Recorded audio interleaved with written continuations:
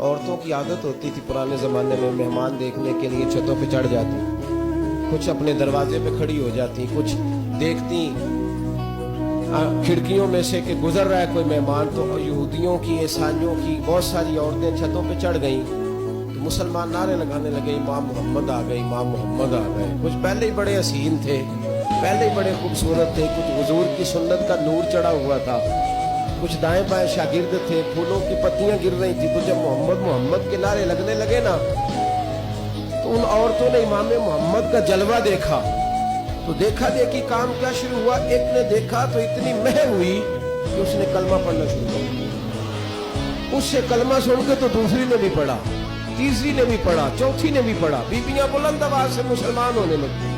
उनको देखा देखी मर्द भी पढ़ने लगे। ढेर सारे यहूदी ईसाई मुसलमान हो गए। एक मुसलमान उनसे कहने लगा तुम्हें गलती लग गई है, ये हमारे नबी मोहम्मद नहीं। मियाँ साहब का नाम मोहम्मद था ना, तो कश्मीर के लोग कहने लगे शायद वहाँ के हिंदू सिख वहाँ के जो थे कश्मीर के, वो कहने लगे शायद वही मोहम्मद है। तो फरमाने लगे मैं ते बंदा ठग जे लोको, मैं ते बंदा चोर, जिसदा खलकत कलमा पढ़ दी ओ मोहम्मद होर।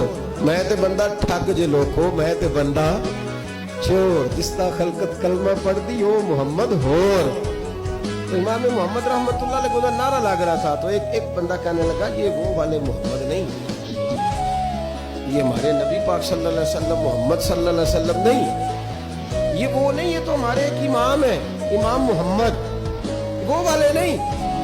अब वो कुछ लोग चुप थे, कुछ सोच रहे थे, कुछ बात कर रहे थे। तो एक बूढ़ी अम्मा अपने अंदाज में बीच में से बोली, कहने लगी चल बेटा छोड़, हमें पढ़ने दे कलमा।